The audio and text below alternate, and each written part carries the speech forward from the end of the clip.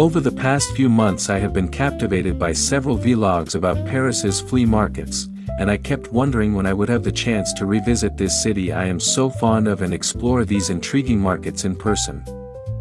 That day finally came when I confirmed my trip to Paris this summer, and I set myself an ambitious list of places to discover this time.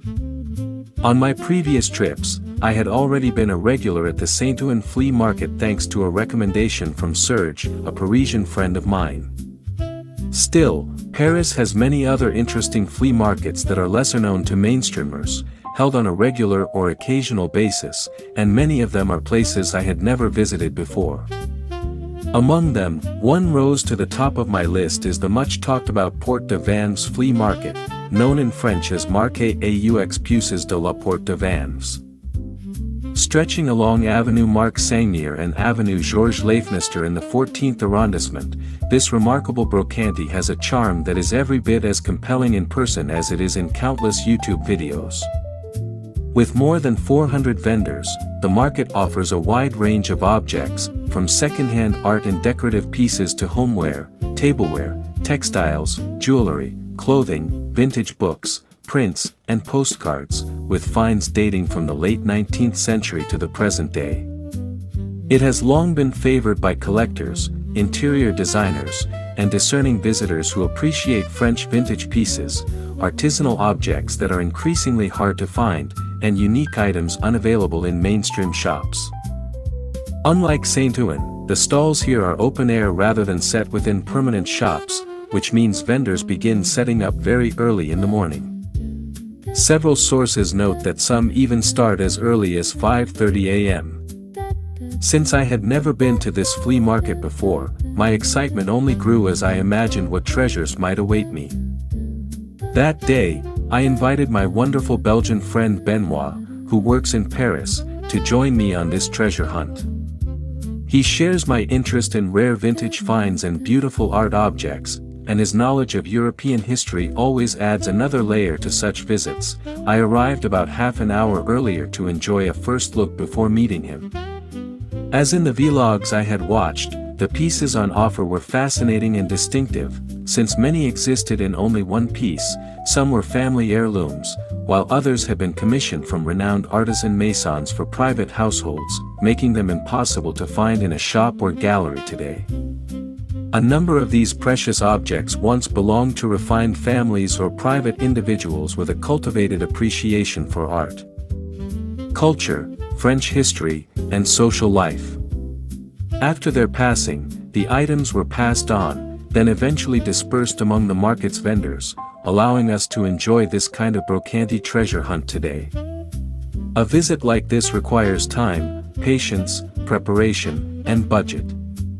It also requires one to have a pair of discerning and tasteful eyes to observe, ask the right questions, and build a good rapport with the vendors, who may know more about each piece than first meets the eye. Beyond my usual interest in vintage books, decorative objects, and antique jewelry, one of my new must-have items in this flea market is the legendary French terre de fer, the French fine earthenware especially prized from the 19th and early 20th centuries. These beautiful pieces, ranging from plates, dishes, sauce boats, cups, and saucers, have recently become especially sought after among style-conscious Japanese vloggers.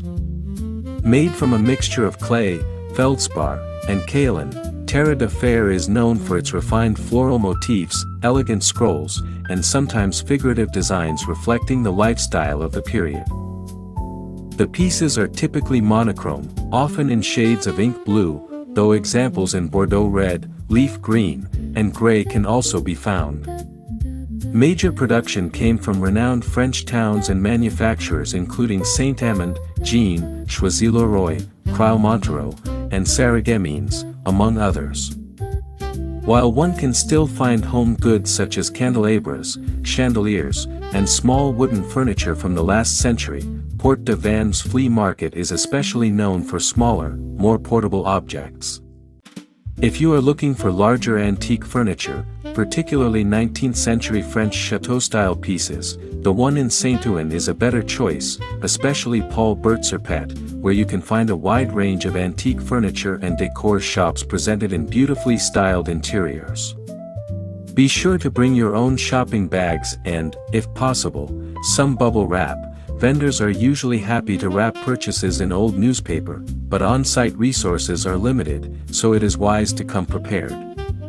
In terms of payment method, cash is often preferred, and there will be plenty of walking, along with plenty of fun.